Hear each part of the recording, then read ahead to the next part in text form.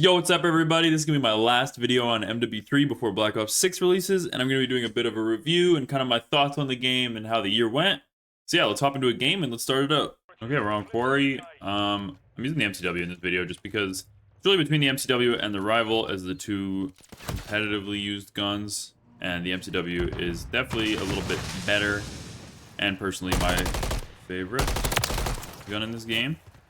Shock. But yeah, starting off, one thing that really is going to shadow this year, I think, always and forever, is that this is what MW2 should have been, right? Like, the DLC argument and stuff, but we'll get into that later, but this game is really what people expected MW2 to be, I believe.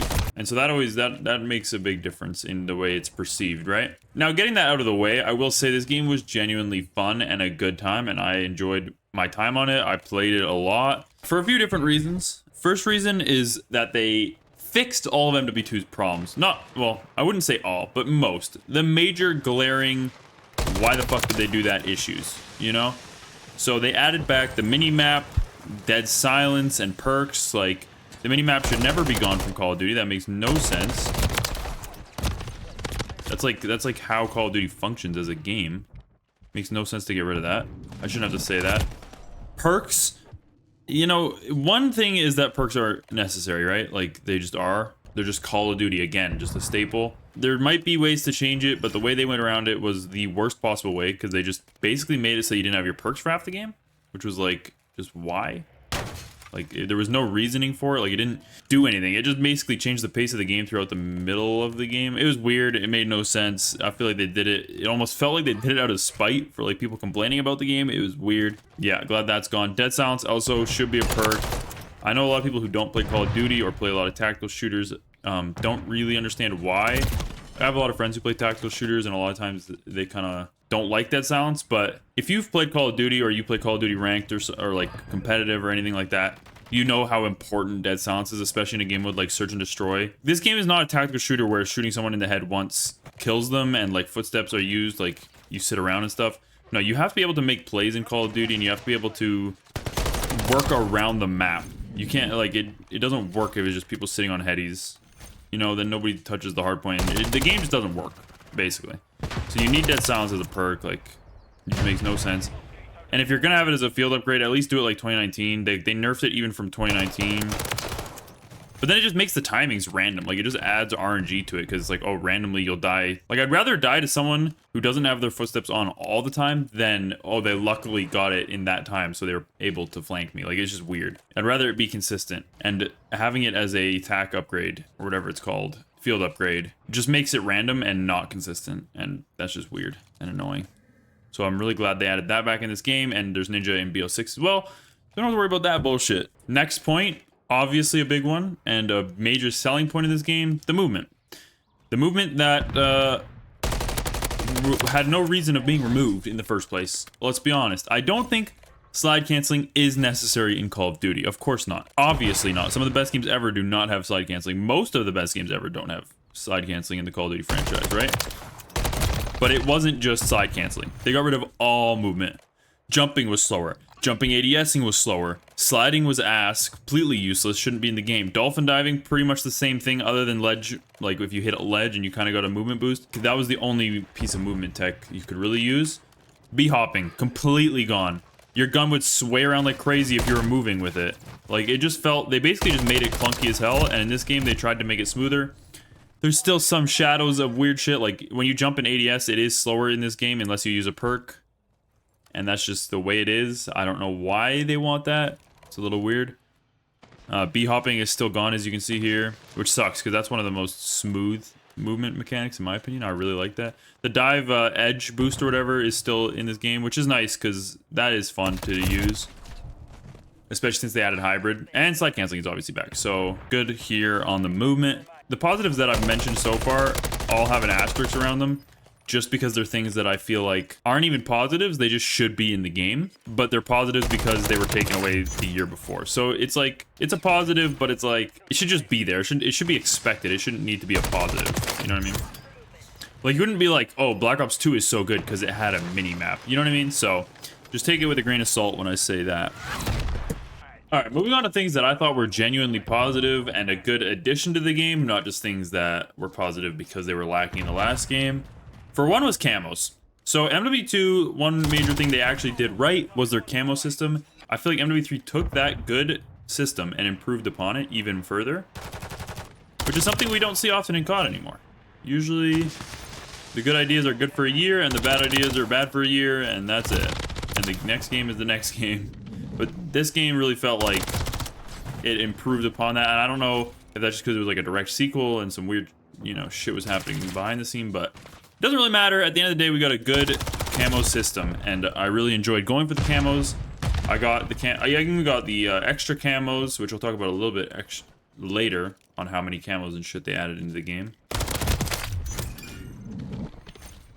So yeah, camos were fun to go for. I didn't find myself struggling at all for them. I think in a perfect world, they would have been a little bit more difficult, not in terms of challenges. The challenges were good. I think just maybe longer challenges or more things in each system. That's a little gripe I have with it. So overall, camo is very, very good in this game, and hopefully Black Ops 6 follows suit. Next thing, this was not a big positive for me personally, but I think for the game, it's a good thing. And I know for a lot of people, it's actually like one of their favorite, if not their favorite parts about the game, and that is aftermarket parts.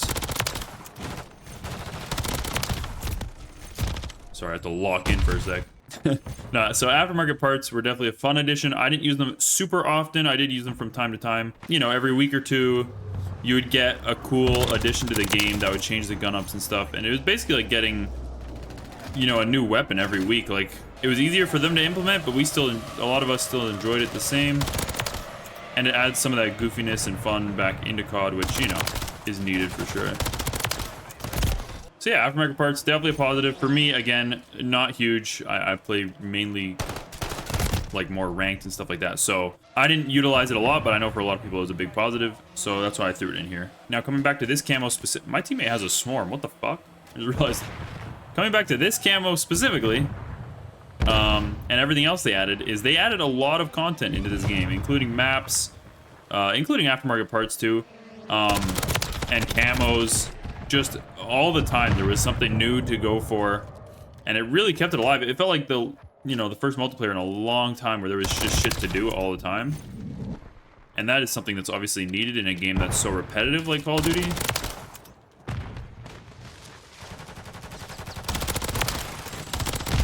So yeah, I thought that was really, really good and really well executed by Sledgehammer Games to kind of keep the support rolling throughout the whole game, not just like the first season or whatever, like we've seen in the past couple of years.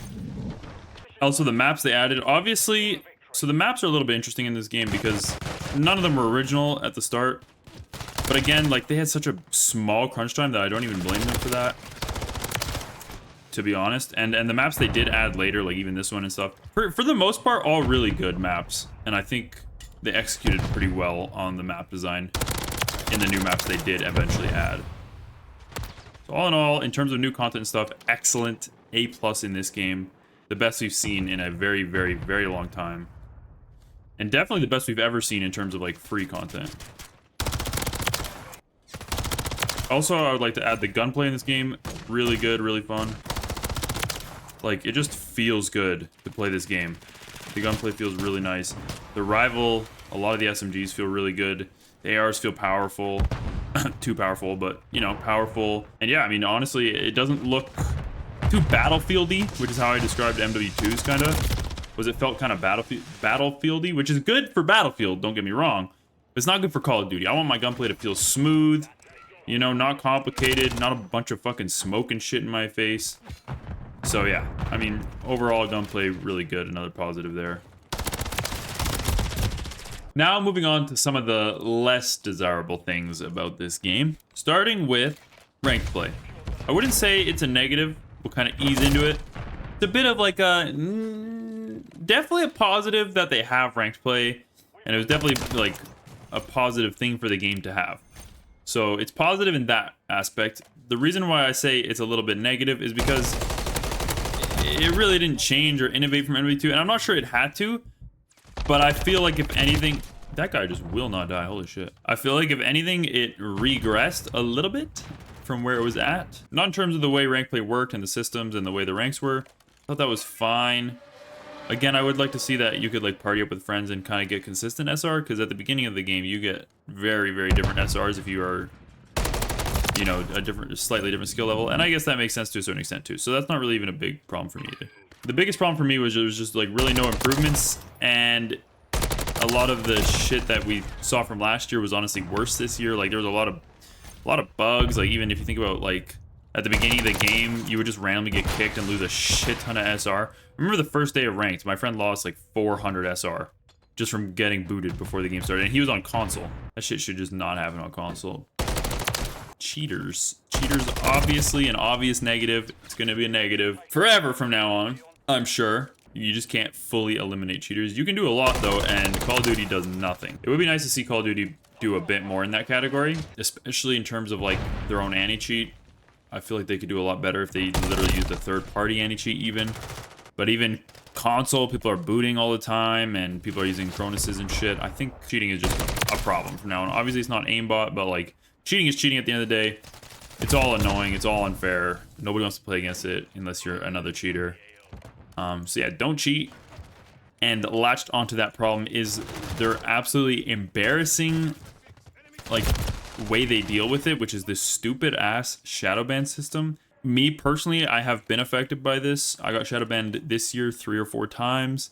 It's just annoying. I mean, I paid for your game. I'm getting banned for playing it too much or some shit. Like I don't know how the fuck it works, but like I should not be getting banned for getting reported. And they even came out and said, bro, this is the crazy part. They literally said they had the balls to say they don't shadow ban solely based on reports. But it's like, brother, I have been shadow banned. I don't have anything running on my PC ever.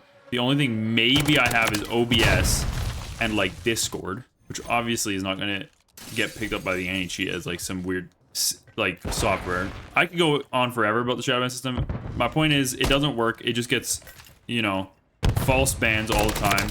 Even the BO6 beta, bro, Shotzi got banned. Like, it's just false bans all the time. And then you still have to verse cheaters all the time. If I was getting false banned, but I didn't ever verse cheaters, I'd be like, you know what? Fair enough. At least it catches the cheaters. But no, I verse straight aim lockers all the time, and then I'm getting banned for a week. Like, nah. No, that system is horrible. It's gotta go. They gotta change it. It's stupid. You shouldn't punish people who play your game for what other people do on it. You know, that makes no sense to me.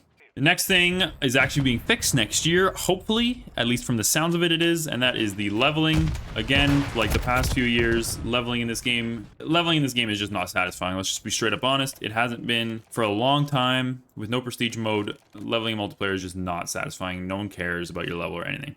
So I'm super glad that BO6 is coming back to prestige, and I'm super excited for that. It's just the way things should be. Again, just don't take shit out of the game that makes no sense. Especially if you're gonna not improve it. Like, you're gonna make it worse for what? To be different? Makes no sense. I'm glad it's back now. And yeah, that's enough said about leveling in this game. Especially because it's seasonal. Like, that's even worse, bro. Like, you'd play more one season than the other, but you wouldn't even reach max level because you'd be at max level early in the season, and then the rest of the season just doesn't do anything. I don't know, it's a weird system. Anyways, enough about that. The last thing I want to talk about is kind of what I mentioned at the beginning of the video, which is that this game is just a DLC, $70 DLC for MW2. Not a valid argument, I wouldn't say, because it's definitely its own game, and I feel like a lot of people who say that did not play it or don't play it. It is its own game. It has its own identity for sure, but not nearly as much as any other COD will ever have, and that's just going to be the way it is. Like, nothing's going to change that. It's always going to go down as a $70 DLC. It's just the way it is. It's definitely a great DLC. A lot better than MW2 was. But that's just the fact. And Sledgehammer got screwed. They had to make this in something like 16 months, if I'm remembering correctly. There's not enough time to make a video game, you know? So, yeah, they did really good with what they had. And I definitely had fun this year. I definitely got my money's worth. And I think overall, I'd rate this game a 7.5 out of 10. You know, definitely could be a lot better. And I think it would be higher if it wasn't kind of like this last minute plan by Activision after MW2 completely tanked. And if it had like original maps and stuff at launch, because I think reusing maps is just boring. I mean, come on. I don't mind it like 1 or 2 DLC maps are remade or whatever. But we're seeing the same maps every year now. It's like, dude, we want some new shit. So yeah, I think that's what really holds it back. I rated 7.5 because I still had a lot of fun with it. And yeah, it's just not higher because of those reasons I just mentioned. Comparatively, like MW2, I'd give a 4.5. A 4.5 out of 10. So definitely a big improvement. Overall, pretty good year of COD. I'm excited for next year. I think it'll be even better. My hopes are high, as every Call of Duty player has every year. I'm sure they'll be swiftly disappointed. But, you know, it's fine. We got to stay positive. You know, you got to be a little optimistic. And yeah, hopefully you guys enjoyed this video. If you guys did, leave a like. If not, let me know what I can improve on. And I'll see you guys next year in Black Ops 6. If you guys want to see those videos, consider subscribing. And yeah, later.